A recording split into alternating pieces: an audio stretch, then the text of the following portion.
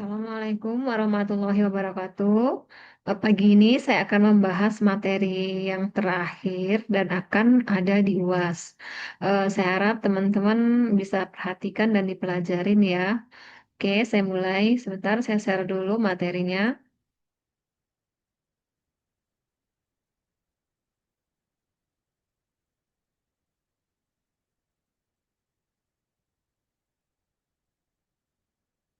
Semoga bisa terlihat ya. Di sini kita akan membahas tentang PP nomor 58 tahun 2023. Di mana di sini per 1 Januari ah, per 1 Januari 2024 tarif pajak dia menggunakan dua skema ya.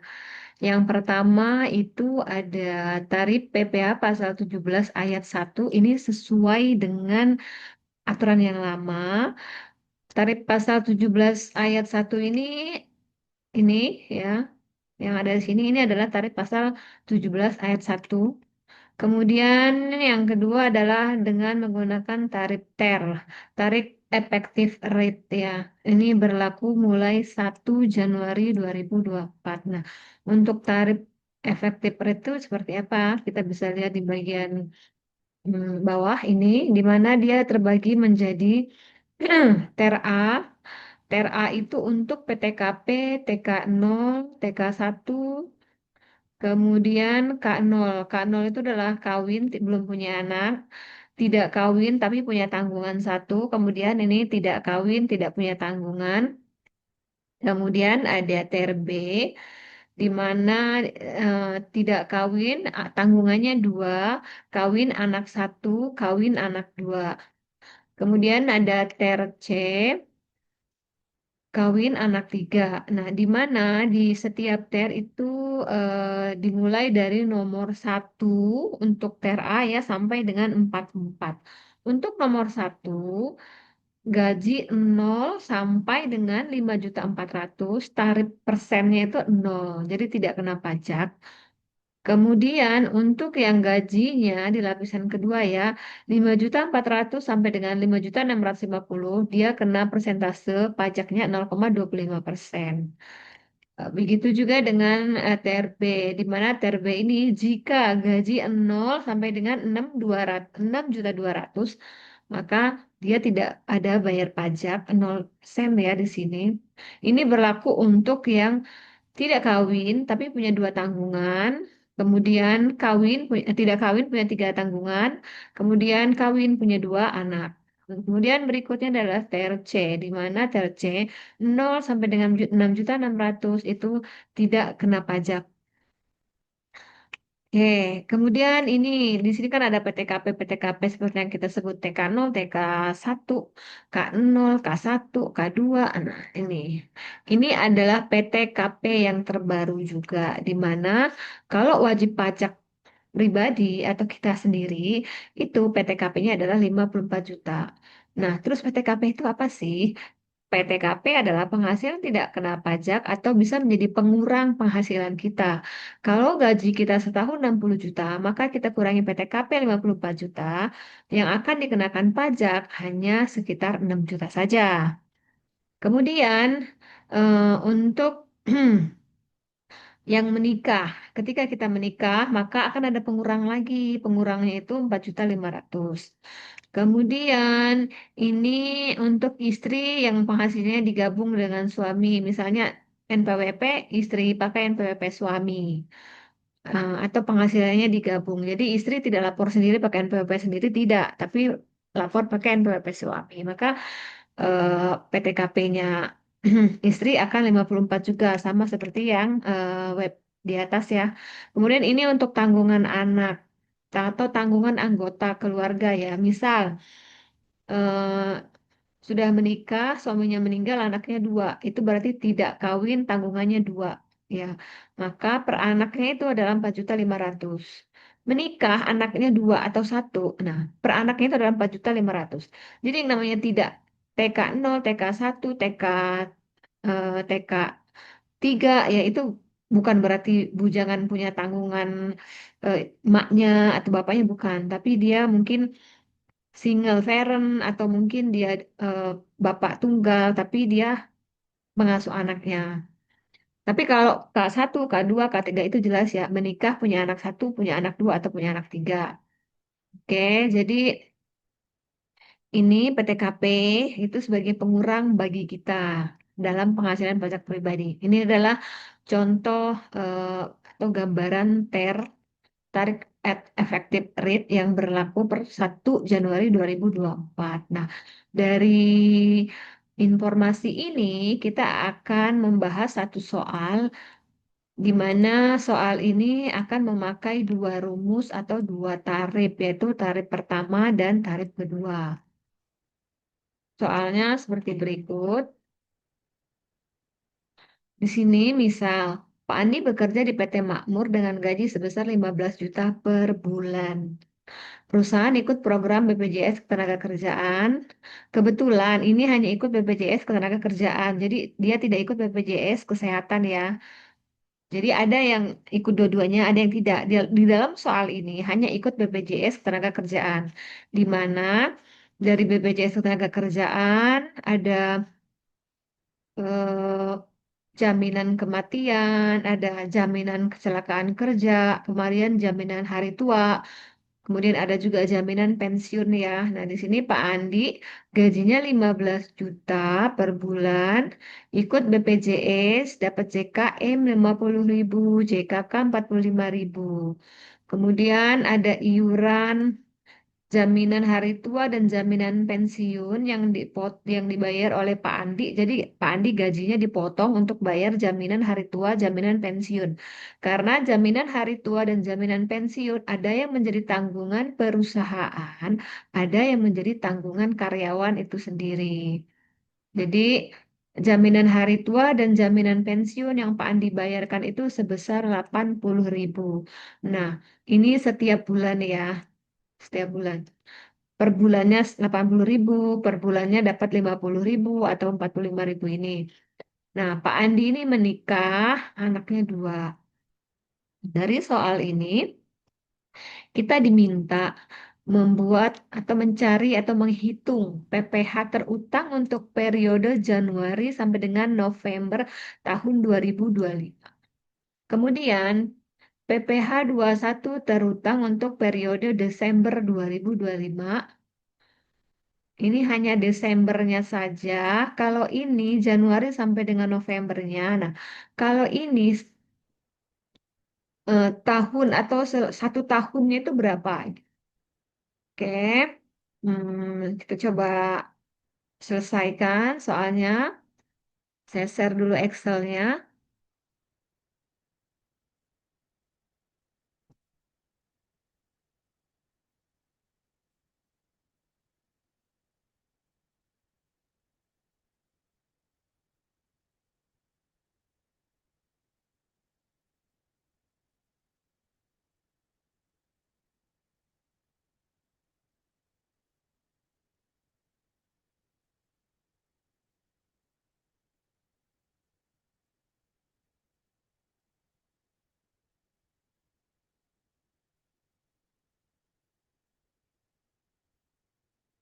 Oke, ini adalah soalnya ya. Semoga aja jelas. Pertama, kita kerjakan yang nomor satu. Kita kerjakan Januari sampai dengan November. Gajinya itu adalah 15 juta, menikah dua anak. Nah, kita lihat di sini dia Pak Andi ini ternya ter berapa? Menikah dua anak. Ini dua anak. Ini ter B itu adalah PTKP, TK2, TK3, dan K2. Pak Andi masuk kategori ter B yaitu K2. Nah, kita lihat di sini yang gaji Pak Andi 15 juta. 15 juta ada di lapisan nomor berapa? Sebentar. Nah, ada di baris nomor 12 di mana gaji 14.950 sampai dengan 16 juta. Tarifnya adalah 6%. Tarifnya 6%. Jadi 15 juta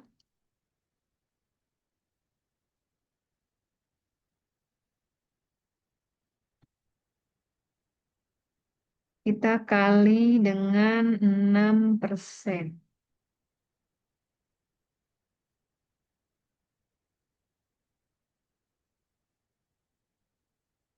Jadi periode Januari sampai ini per bulan ya, per bulan.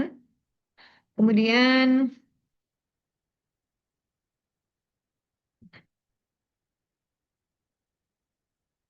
untuk Januari sampai dengan November berarti 900.000 kita kali 11 bulan.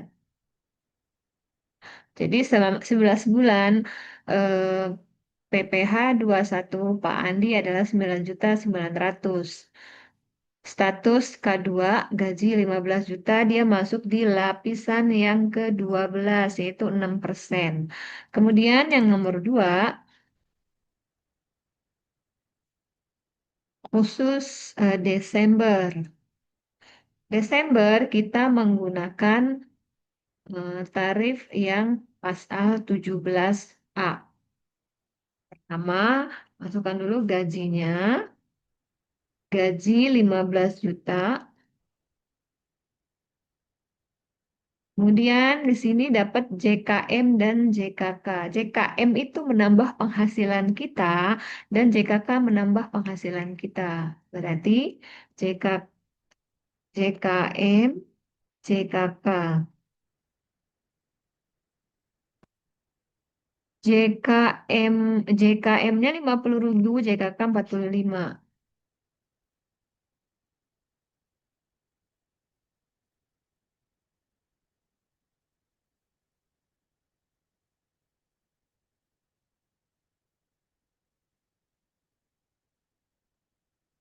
Maka penghasilan bruto, bruto itu kotor ya, ditambah tambah penghasilan bruto sebulan 15.095.000. Kita kalikan setahun, karena kan pajak ini adalah 1 tahun. Kemudian setahun sama dengan 15.095.000 dikali 12 bulan. Berarti penghasilan bruto setahun 181.140. Kemudian berikutnya adalah dikurangi biaya jabatan. Biaya jabatan setahun maksimal 6 juta atau 5%. Tapi jika lebih dari jika 5%-nya lebih dari 6 juta, maka kita pakai angka maksimalnya itu 6 juta. 181 dikali 5% itu lebih dari 6 juta. Coba kita buktikan. 9 ya. Nah, maksimalnya adalah 6 juta. Jadi kita pakai angka maksimal. Kemudian dikurangi JHT dan jaminan pensiun. Kenapa ini dikurangi? Karena kan memang selama ini mengurangi gaji kita. JHT dan JP itu sebulannya 80.000 kita kalikan setahun. Sama dengan 80.000 dikali 12. Ini sebagai pengurang. Kemudian kita kurangi PTKP. PTKP-nya untuk Pak Andi sendiri adalah 54 juta. Kemudian kawin itu 4.500.000.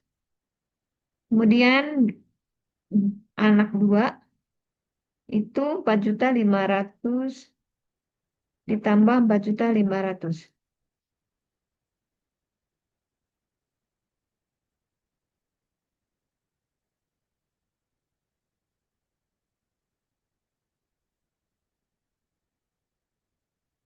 Oke, berarti BTKP-nya di sini 54 ditambah 4.500.000 ditambah 9 juta. Di pengurang berikutnya ya, pengurangnya itu ada 1, 2, 3. Oke. Nah, Kita hitung penghasilan kena pajak. Penghasilan kena pajak atau PKP. Penghasilan kena pajak sama dengan gaji setahun, gaji kotor setahun, dikurangi biaya jabatan, dikurangi jaminan hari tua dan pensiun, dikurangi PTKP. Temulah 106 juta. Ini adalah PKP, penghasilan kena pajak yang akan dikenakan pajak ya. Kemudian kita masukkan tarif pasal 17 di mana 0 sampai dengan 60 juta itu 5%. Nah, ada di file yang Word tadi ini ya.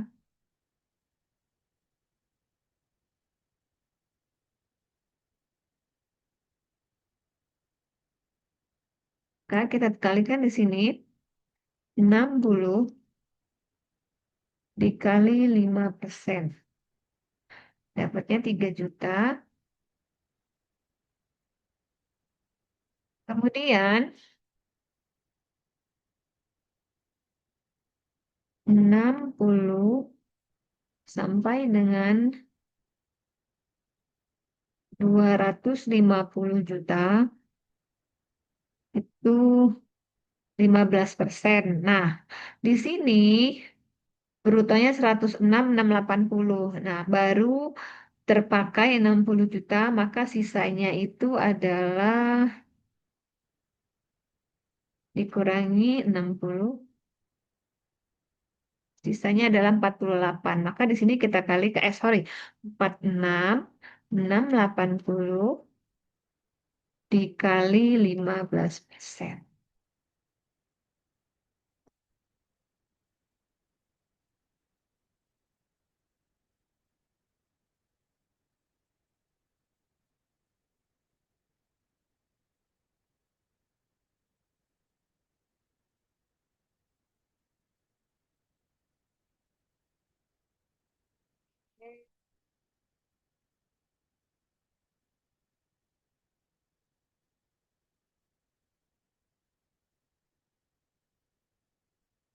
Jadi 6, ini 60 dikali 5%, yang bawah sisanya dari 106 dikali 15%. Nah, jadi total PPh-nya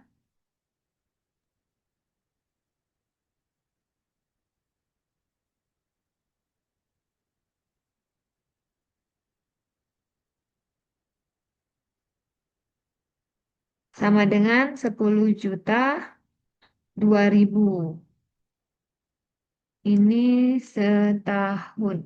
Nah, sedangkan di sebelumnya Mbak, Pak Andi sudah bayar Januari sampai dengan November 9.900.000. Nah, kita akan ambil selisihnya yang Desember, berarti di sini kan 9.900.000.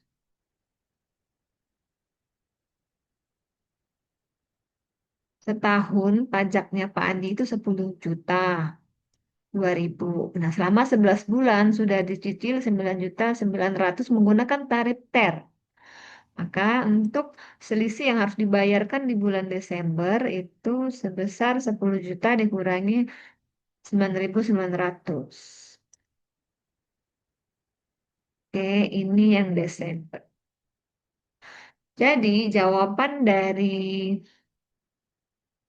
nomor satu, nomor dua, dan nomor tiga adalah yang nomor satu jawabannya 9.900.000.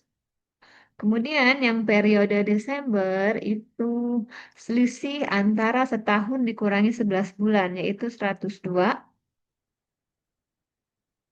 102. Kemudian yang C, yang atau nomor 3, untuk selama tahun 2025 itu adalah 11 bulan ditambah, no, no, no, ini ya.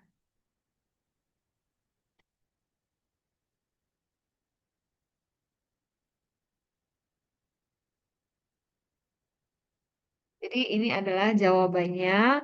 Ini yang 11 bulan, ini Desember aja. Nah, ini didapat dari selisih setahun dikurangi 11 bulan. Nah, terus untuk setahunnya yang mana? Setahunnya adalah yang ini untuk pajak pribadinya si Pak Andi. Nah, saya harap teman-teman eh, bisa diperhatikan ya dengan teliti agar bisa mengerjakan soalnya pas UAS nanti. Terima kasih banyak sudah melihat video ini. Semoga sukses dan bisa dipahami. Assalamualaikum warahmatullahi wabarakatuh.